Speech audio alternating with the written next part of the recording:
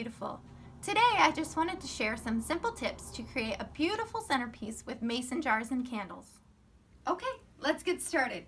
First thing you want to do is start gathering your mason jars. You want to find an odd number of mason jars starting at 3, 5, 7, and so on. You want to get enough different sizes that it keeps the interest and you don't have the same size jars. You want to have enough difference between the biggest and the smallest that the middle ones aren't all the same size and they still collect interest. A quick tip when gathering your jars is you might want to gather wide mouth jars. I tend to stick to wide mouth jars simply because they're easier to work with.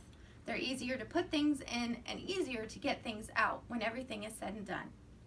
Now that doesn't mean that you can't use narrow mouth jars. This one has a very narrow mouth, and it was actually a sauce jar that we emptied and I washed. It's a very cost-effective way if you're looking to save money, and it adds interest as this has a very different shape from the rest of the mason jars. If you want to dress up your jars a little bit and still keep things simple and cost-effective, here are a few examples. Our first example is very rustic and could go very well with a farm feel party or event. All we did is just leave the rim of the jar on to bring in that rustic metal feel.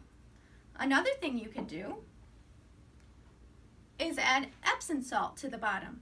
Now this creates a nice clean look at the bottom of the candle, keeps everything white and crisp and clean. It's very cost effective as you can get Epsom salt just about anywhere in large bags. So this is a great alternative if you want to add just a little something to your jars.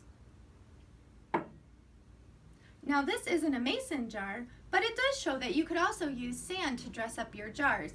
It again creates a very clean bottom, has a very natural feel, and the sand is very neutral.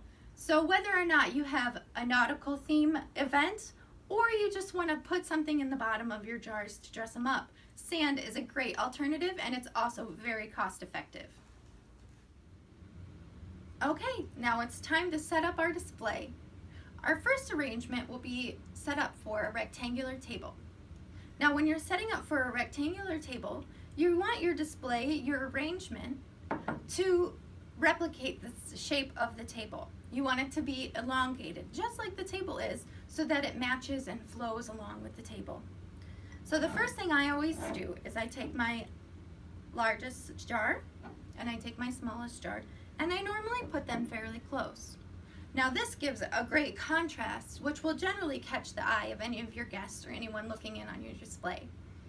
The next thing I do is I take the other 3 jars, in our case, and I just arrange them, again in size difference, wanting to keep someone's attention. You want the eye to flow around the centerpiece. Now this is very easy. I did it just as I was talking to you. You can see that I have our largest next to our smallest here, but the size also kind of tends to go down. Now this is nice, especially if you're setting up in a hall or for a wedding like this. You can actually use these types of displays to carry the eye of the person to the next table or to the next thing you want them to look at. Our second arrangement will be for a round table. Now again, when you're creating your arrangement for a round table, you want to replicate the shape of the table. So in our case, we're going to make a circle.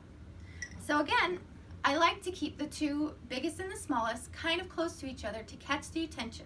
Again, always think contrast catches the attention of a person's eye. And then we're just going to work around. We're going to make sure that it's interesting from every way around, and we're just going to kind of make a circle with our centerpiece here. Something like this would be perfect for a round table for a centerpiece. It's interesting from every way you look around it. It's got the shorter candles next to the largest to create that contrast so that it grabs the person's attention, and it still has the larger ones, the medium-sized ones, to keep the eye flowing around. So this would be perfect if you're setting up for a centerpiece on a round table.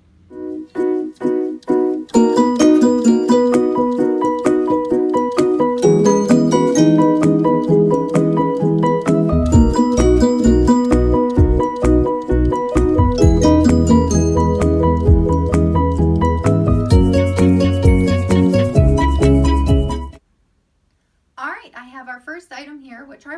branches. These are great because you just go outside with a pair of scissors or shears and you cut what you need. Now I luckily have a nice pine tree with these weepy branches that I didn't have to ask anybody's permission because it was my own tree.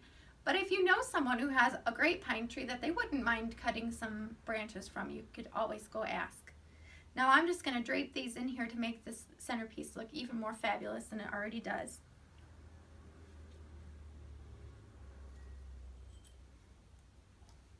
And as always, as you're laying these in here, you want to make sure that they're far away from the flames. So you don't want to stack them up, you know, on top of the jars like this, because you don't want anything to catch on fire.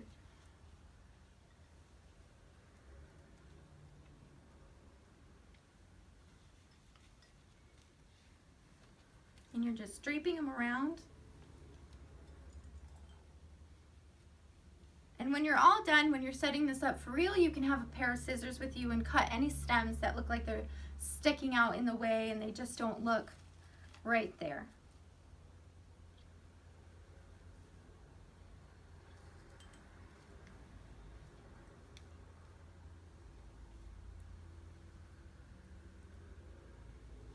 All right, there we go. This makes the centerpiece feel warm. Makes it feel alive almost because we've used something from a live tree. It makes it feel very elegant with the swept pine. And if you're having a Christmas wedding, again, this would be perfect. Okay, I have our next additive, which is moss. Now I love moss. I would put moss in probably just about every centerpiece I make just because I love it. I love the freshness and life that it brings. So let's just take a moment to add it to our centerpiece and see what it brings to this one. Okay, here we have our moss centerpiece. As you can see, the bright green moss really does add a lot of dimension to our already beautiful centerpiece. This would be great for a spring wedding or anything that you just want to feel more lively. Your guests will be wowed and your reception will be beautiful. I hope you guys enjoyed my video. I'm Heather with Simply Beautiful, and I hope you have a wonderful day.